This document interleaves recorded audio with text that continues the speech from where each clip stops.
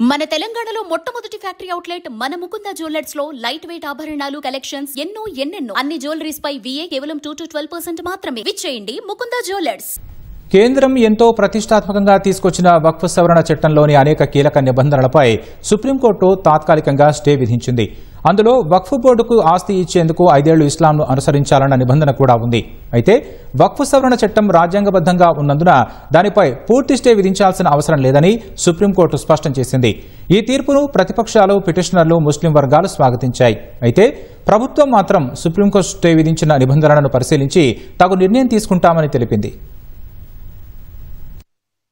దేశవ్యాప్త ఆందోళనలకు కారణమైన వక్ఫ్ చట్టంపై పూర్తిగా స్టే ఇచ్చేందుకు సుప్రీంకోర్టు నిరాకరించింది. అయితే అందులోని 3 కీలక నిబంధనలపై స్టే విధిస్తూ మధ్యంతర ఉత్తర్వులు జారీ చేసింది. అన్ని రాష్ట్రాలు నిబంధనలను రూపొందించే వరకు స్టే అమల్లో ఉంటుందని సుప్రీంకోర్టు ప్రధాన న్యాయమూర్తి justice BR Gavai, justice AG మసీహ్లతో ధర్మాసనం స్పష్టం చేసింది. 5 ఏళ్ల నుంచి ఇస్లాంను అనుసరిస్తున్న వారు మాత్రమే తమ ఆస్తిని వక్ఫ్ బోర్డుకు ఇవ్వాలన్న నిబంధనపై స్టే విధించింది. వక్ఫ్ చట్ట సవరణ చెల్లుబాటును సవాల్ చేస్తూ దాఖలైన పిటిషన్లపై విచారణ జరిపిన ధర్మాసనం మే 22న తీర్పును రిజర్వ్ చేసింది. ఇప్పుడు మధ్యంతర ఉత్తర్వులు ఇచ్చిన ధర్మాసనం వక్ఫ్ చట్ట సవరణ రాజ్యాంగబద్ధంగా ఉందని, పూర్తి స్టే విధించాల్సిన అవసరం లేదని స్పష్టం చేసింది. జిల్లా కలెక్టర్లకు విస్తృత అధికారాలు ఇవ్వడంపై స్టే విధించింది.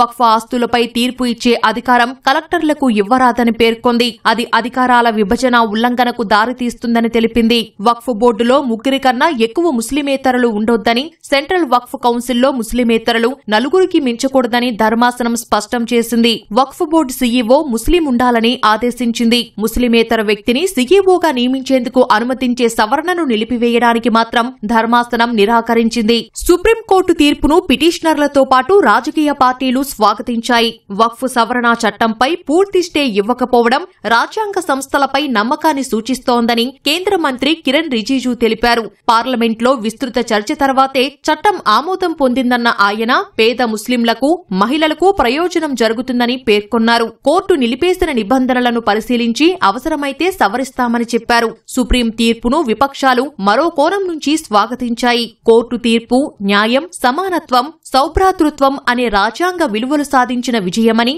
చట్టం వెనుక ఉన్న దురుద్దేశాలను రద్దు చేసే దిశగా ముందడుగని కాంగ్రెస్ ప్రధాన కార్యదర్శి జైరాం రమేష్ అన్నారు. ఈ చట్టంతో వక్ఫ్ ఆస్తులపై ఎవరైనా కలెక్టర్కు ఫిర్యాదు చేయొచ్చని, అది వివాదాలకు దారితీస్తుందని తెలిపారు. బీజేపీ సర్కార్ రాజ్యాంగ విరుద్ధ సవరణలన్నీ రద్దు చేసే కీలక అడుగని సుప్రీం తీర్పును తమిళనాడు సీఎం స్టాలిన్ అభివర్ణించారు. ఈ ఆదేశాలు ముస్లిం మైనారిటీ హక్కులను, రాజ్యాంగాన్ని కాపాడతాయని అన్నారు.